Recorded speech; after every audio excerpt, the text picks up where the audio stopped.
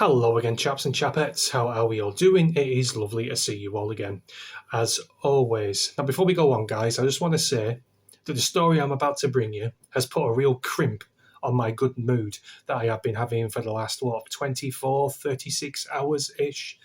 This is absolutely diabolical. This will make your skin crawl. I personally think this is one of, if not the worst story I have ever covered on my channel since I have been on YouTube.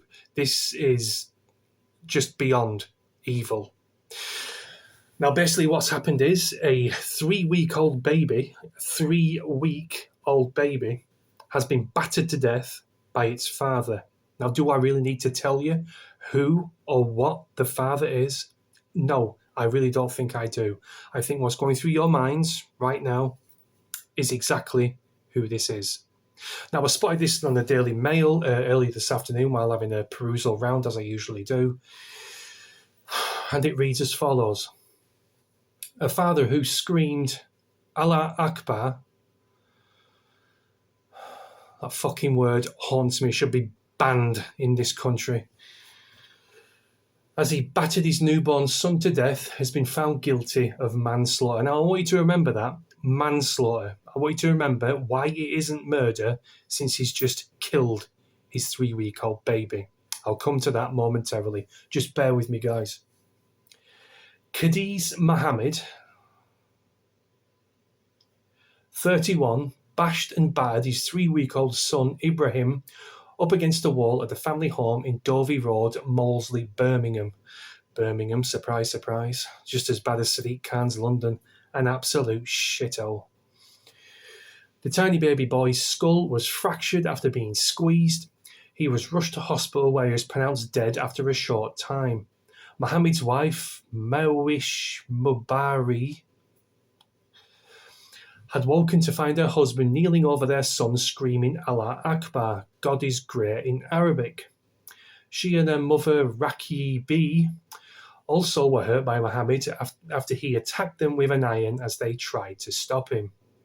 When police arrested Mohammed, they found the Grindr dating app on his phone with evidence he was struggling with his sexuality. Have you noticed how they're just teeing up the excuses right now early into the story? We'll get onto them very, very soon. I just want to clear a few things up here, guys.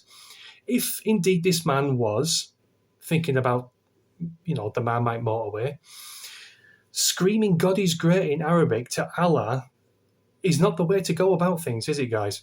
I mean, think about it. Homosexuality under Islamic law is extremely haram, punishable by death in many Middle Eastern countries. So I'm not quite sure where his brain was going on that front. Also, contemplating taking it up the wrong end is not an excuse to run upstairs and brutally murder your 3-week-old baby. Like I say, it's astonishing how they tee up the excuses even before the story even gets going. Do you know what I'm saying? It's no excuse. If I was going through the same difficulties, if I was thinking about going with a man, there's not a sniff that I would run upstairs, murder one of my kids, and attack my missus at the same time. It's an excuse. Nothing more, nothing less. Oh, hang about. Bloody adverts on these websites, guys, is nothing short of fucking astonishing. Today, Marishri paid a tribute to her son after Mohammed was found guilty at Birmingham Crown Court of manslaughter on the grounds of diminished responsibility. Now, I'm just going to tell you what diminished responsibility actually means, and you'll see how farcical this actually is. This is the definition of diminished responsibility. Let me just zoom in on this because my eyesight is shot to shit, guys. I can't see it. There we go. Okay. Diminished responsibility. In criminal law, diminished responsibility is a potential defence by excuse by which defendants argue that although they broke the law, they should not be held fully criminally liable for doing so, as their mental functions were diminished. It's always the same tale of woe every single time, isn't it? Mental fucking health again.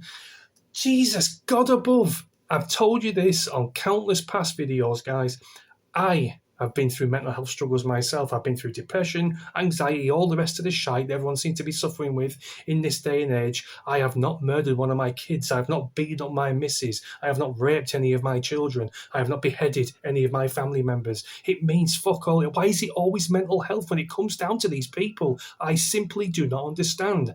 If I was thinking about taking it up the wrong end, like this guy obviously was, and I ran upstairs and murdered one of my kids, I can bet my bollocks to a barn dance I would not be held accountable simply because of my mental health. I would get sent down for 15, 20 years for murder, just as I should be. This is infuriating. I am sick to death of people using this as an excuse for barbaric fucking behaviour from a certain subsection of people. It gets royally on my tits. I've got nothing more to say on this subject, guys. This story is absolutely repulsive. I don't want to cover it anymore. I don't want to speak about it anymore. And I am sick to death of being fed these bullshit excuses as to why these people don't fucking suffer the full length of the law simply because of their mental health or because of their religion or because of their skin colour. Bollocks. Everyone should get treated exactly the fucking same in this country without fear or fucking favour. End of story. Thanks for watching. Let me know what you think in the comments, and I'll see you later. Cheers.